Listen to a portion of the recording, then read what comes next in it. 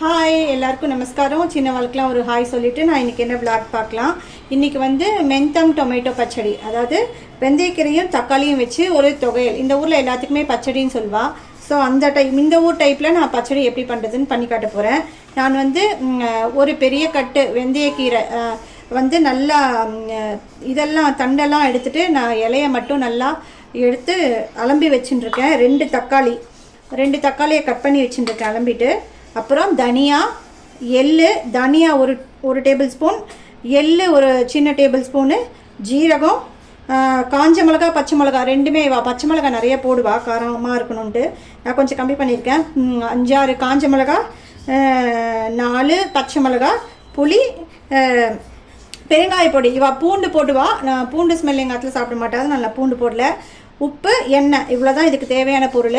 இப்போ நம்ம இதெல்லாம் வறுத்துக்கலாம், 1 by 1 வறுத்து எடுத்துக்கலாம். வாங்க எப்படி பண்ணலான்னு பார்க்கலாம்.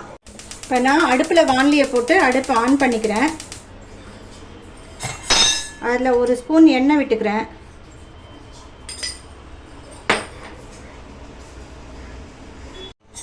எண்ணெய் சூடான உடனே ஜீரகம் போட்டுக்கிறேன்.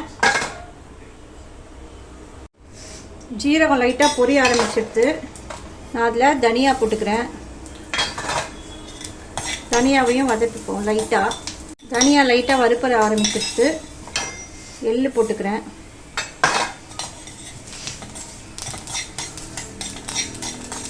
எள்ளு பொரிய ஆரம்பிச்சிடுது. இந்த டைமில் பச்சை மிளகா, காஞ்ச மிளகா ரெண்டுத்தையும் போட்டுக்கிறேன்.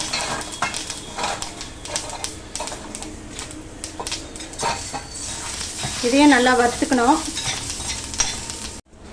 நல்லா வறுபட்டுட்டு இது ஒரு பிளேட்டில் மாற்றிக்கிறேன். இப்போ அதே வாண்டியில் 2 ஸ்பூன் எண்ணெயை விட்டு இந்த வெந்தயக்கீரையையும் தக்காளியும் வதக்கி எடுத்துக்கலாம். நல்லா அலம்பி வச்சுருக்கேன்ல, அந்த வெந்தயக்கீரை போட்டுருவேன்.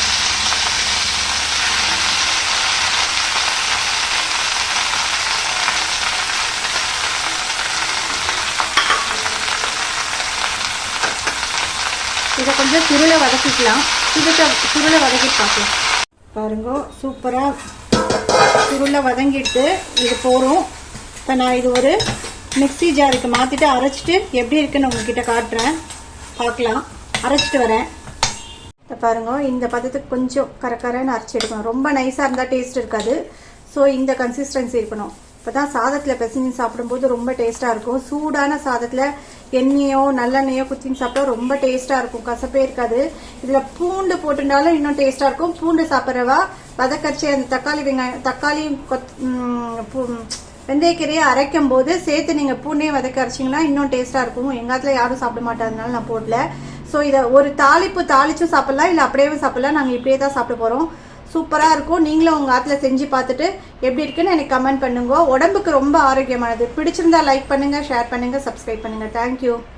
பாருங்க, தொகையல் சூப்பராக ரெடி ஆகிடுது. வெந்தயக்கீரையும் தக்காளியும் போட்டு சூப்பரான மென்தாக்கு டொமேட்டோ பச்சடி ரெடி ஆகிடுது.